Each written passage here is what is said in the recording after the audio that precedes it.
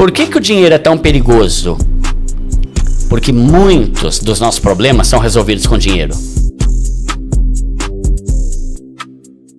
Tem até uma piadinha, né? Uma história, na verdade, né?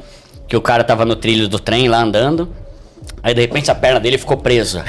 Aí, caramba, mano, minha perna tá presa. Aí de repente vê a fumaça do trem vindo lá. Ai, Deus, misericórdia, Deus, me ajuda.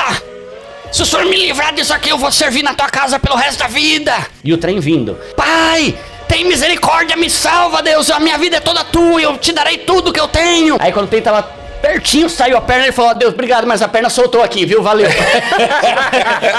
Não foi Deus, né, que resolveu, né? É isso. Quando o problema sai, o cara não precisa mais de Deus, né? Por que Deus pega tão pesado? Por que Jesus pega tão pesado com a riqueza? Ele pega. A Bíblia fala muita coisa, né? Fala do amor ao dinheiro, que é a raiz de todos os males. O amor ao dinheiro, não o dinheiro, tá?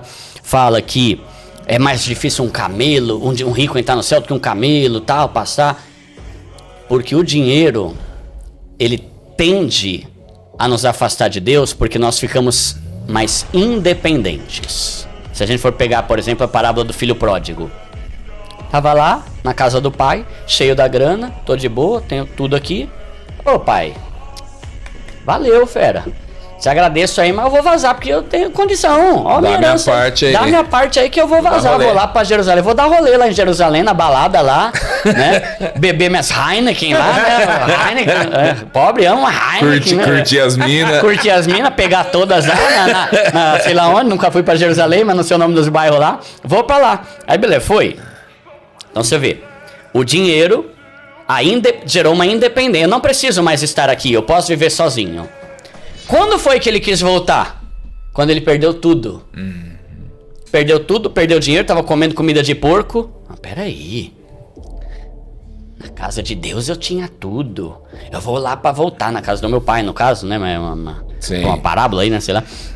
Lá eu tinha tudo, eu vou voltar pra lá porque... Cara, eu quero... Ou seja... A riqueza afastou ele de Deus, a pobreza e o perrengue trouxe ele de volta. Talvez se ele não tivesse perdido tudo, ele não teria voltado até hoje. Estava em Jerusalém até hoje, lá com 2000 anos já, né? Estaria até hoje.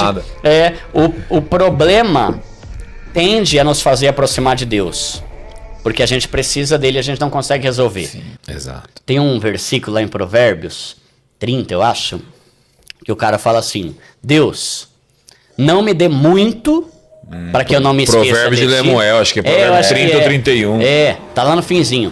Não me dê dinheiro demais para que eu não me esqueça de ti, mas também não me dá pouco demais para que eu não murmure e fale: caramba, Deus, que vida miserável. Que não precise roubar, né? Exato. Por que o dinheiro é tão perigoso?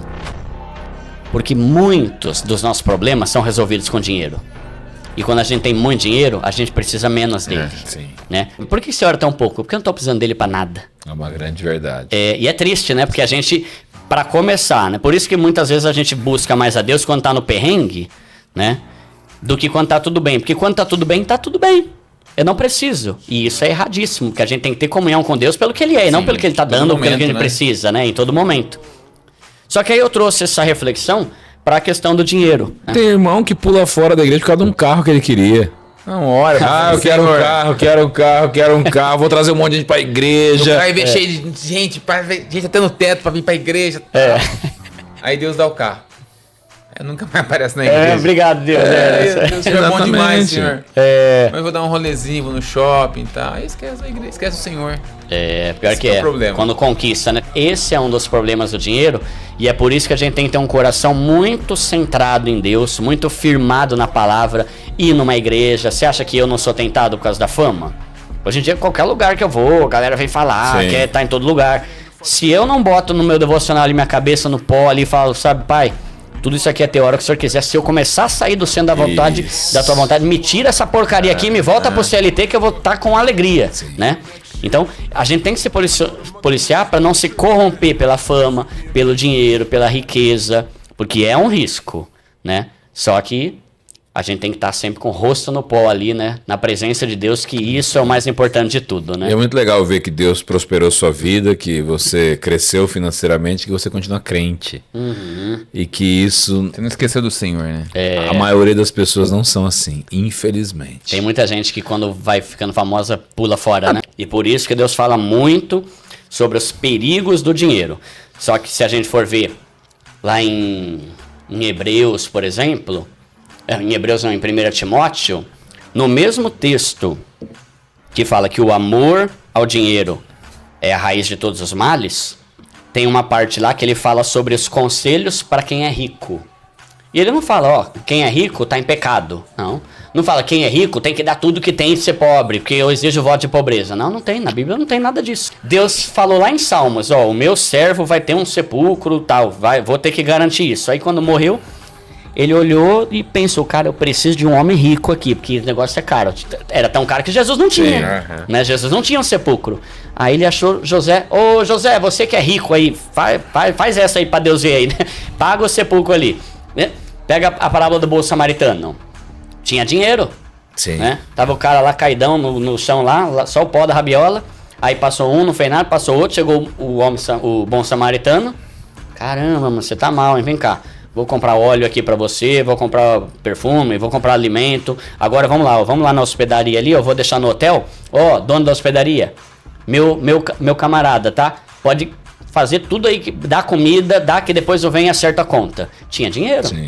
né? E tantos outros casos de coisa na Bíblia. Então, o que eu vou falar? Volta aquele primeiro questionamento. Para que você quer ser rico? O que eu acho, eu até falo no meu livro, quais são as maiores vantagens, se é que a gente pode dizer, benefícios, da riqueza? Primeiro, da qualidade de vida, não nessa ordem necessariamente, mas da qualidade de vida para você e para tua família. Não tô nem aí pro que vão pensar de mim, não tô nem aí pro que vão pensar do carro que eu tenho, não tô nem aí pra a etiqueta da minha roupa, que nem tem marca, essas camisetas que eu uso, não tô nem aí. Dinheiro pra mim serve pra dar qualidade de vida pra mim e pra minha família. Eu e a minha esposa, meus pais, meus sogros, e abençoar a minha família. Isso é fundamental, tá? Porque é o que eu falo. Um dos maiores inimigos, um dos maiores vilões do brasileiro nessa área de educação financeira é a ostentação. Que é você, desculpa com o perdão da palavra, mas não tem coisa mais imbecil. Tem um capítulo sobre isso aí. Eu chuto o balde aí, eu meto o pau. Não tem coisa mais imbecil. Presta atenção, você jovem aí, ó, que vai na igreja, você menina aí, ó, que gosta de coisa cara. Não tem forma mais imbecil de você gastar dinheiro do que gastar dinheiro pra impressionar os outros. Caramba, mano, quando você virar essa chave, a maioria da galera tá saindo da pobreza porque tá deixando de se importar com isso. Exato. E isso é sedutor. A nossa cultura valoriza a ostentação, né? Então, qualidade de vida pra você e pra tua família, prover pro teu futuro, não dependa de INSS, essas coisas aí, já tá mais que provado que vai dar ruim lá na frente. E o principal pra mim, transbordar. Queira transbordar. Queira ser canal de bênção para ser a pessoa que dá o envelope, não para a pessoa que recebe o milagre. Queira ser canal de bênção para isso. E eu posso falar com a maior alegria do mundo. Cara, essa é a melhor parte do que está acontecendo na minha vida. E eu falo isso, Deus conhece meu coração com toda a alegria do mundo, nada de envaidecer, nem nada, porque a hora que Deus quiser, Ele tira tudo que está me dando. Tudo é dele. Tudo que é dele. Hoje eu e a minha esposa, a gente está ajudando a sustentar 18 missionários. A gente está ajudando mais de 5 dessas organizações, tipo Portas Abertas, Frontiers, Companhia NC, sabe? Um monte de coisa. A gente tem ajudado gente pra caramba. A gente, sabe?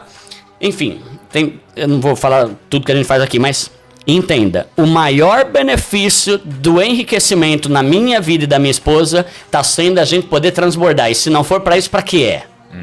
Só pra eu poder falar que eu sou o cara mais só rico do mundo? Só pro seu bel prazer? Pro meu bel prazer? É tipo aquele cara, né, que ora e não recebe. Porque só ora por você? Sim. Né? Por isso você não recebe, só ora pro seu próprio deleite, pro seu próprio prazer. A mesma coisa gira em torno do dinheiro, das finanças, da prosperidade. A gente tem que prosperar para abençoar esse canal de bênção. Então, ou a gente coloca tudo que a gente tem nas mãos de Deus e fala, Deus me usa, e isso não é função de rico, é função de filho, tá? 1 Timóteo 6, 17 e 18. Olha o que Deus fala para quem é rico. Ordene aos que são ricos neste mundo que não sejam arrogantes, Não coloquem a sua esperança na riqueza, mas em Deus, que tudo nos provê ricamente para nossa satisfação. Ordene aos que são ricos, que pratiquem o bem, sejam ricos em boas obras, generosos e prontos a repartir. Assim, eles vão acumular um tesouro para si mesmos, ok, não tem problema, um firme fundamento para a era que há de vir, e assim alcançarão a verdadeira vida. Então, o que eu falo é, você quer ser rico? Queira ser rico para você transbordar. Queira ser rico para que Deus olhe lá do céu e fale, aquele ali tem condição, vou usar ele. E queira fazer isso, ser participante, mesmo hoje, caso você ainda não seja rico. Porque Deus trabalha com o princípio. Deus não se impressiona com valor. Ele se impressiona, né? Deus admira a generosidade, como a oferta da viúva pobre. Eu te pergunto, quem é fiel no pouco, também é fiel no muito e por aí vai. Se você não é generoso hoje na medida do possível, não pense que quando você enriquecer você vai mudar. Não vai. Você só vai potencializar a avareza. E a Bíblia fala que a avareza é idolatria. Olha que pesado esse versículo. Tem gente que sempre vai ter menos que você que você pode ajudar. Que seja o que for. Sempre vai ter. Sempre tem um cara a mais no perereco que você. Sempre. Sempre tem um mais lascado. Né? Dura. E hoje a pessoa pode ser aquela que recebe uma cesta básica, mas você pode receber, só que você não pode se contentar e aceitar isso. Cara, hoje eu recebo uma cesta básica, mas amanhã eu vou estar dando cesta básica. Quero mudar, né? Quero inverter esse negócio, né? E é isso, né? Então, não tem problema ser rico, né? Tem alguns preconceitos, algumas crenças aí, né? De que é pecado, né, cara? Se você for ver, Abraão era o homem mais rico da época dele, né? Se você for ler, acho que é Gênesis 13, se não me engano, fala que o bicho era tão rico que teve uma hora que ele teve que se afastar de Ló, porque a cidade inteira já era dele e não estava cabendo. A terra não comportava as crias. Imagina o tanto que o homem não tinha. O pai da fé. Sim. Se a gente for ver Jó é um caso interessante também. Jó, ele era o homem mais rico do Oriente. E na boa, quando a gente fala Oriente, é o mais rico do mundo. Naquela época não tinha Brasil, não tinha Bolívia. Né? O Oriente era o centro do mundo, era o homem mais rico de todos. E o cara que mais agradava o coração de Deus da terra, sendo o mais rico. Então você vê como dá pra gente conciliar a riqueza e o temor a Deus, e a obediência, a santidade e tantos outros princípios. E olha que louco, né?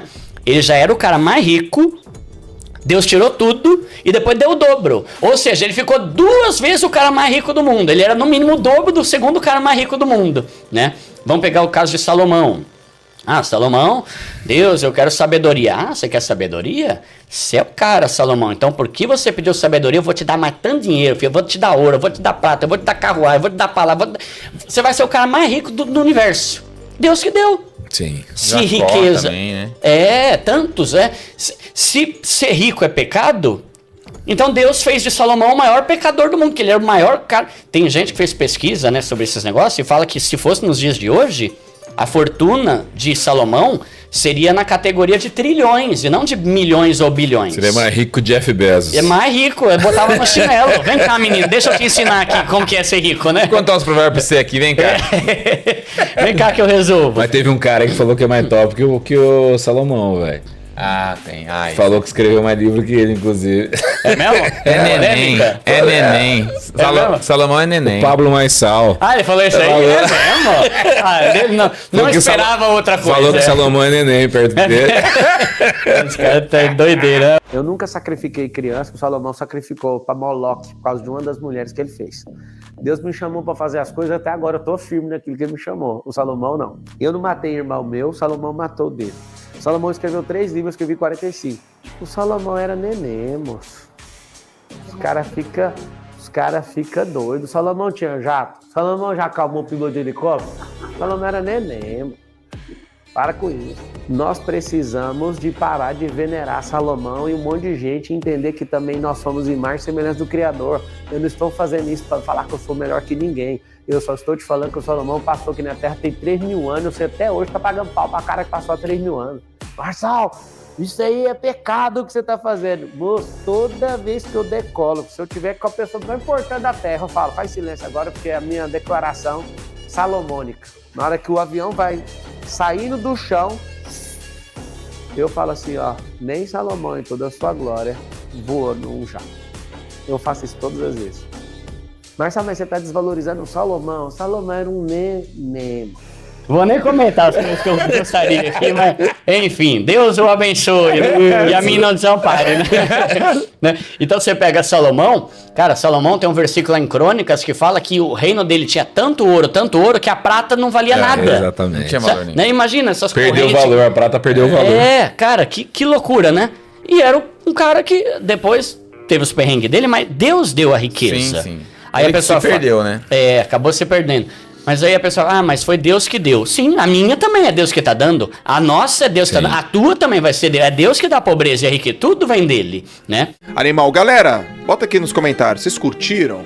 Dá o like, espero que vocês tenham gostado. Quem não se inscreveu ainda no canal, se inscreve no canal, um prazerzaço. Obrigada pela confiança que vocês têm aqui no nosso trabalho. A gente vem, traz tudo pra vocês. O que a gente puder fazer, a gente vai fazer. Você que está começando a investir, você que quer sair das dívidas, tem muito conteúdo interessante para você.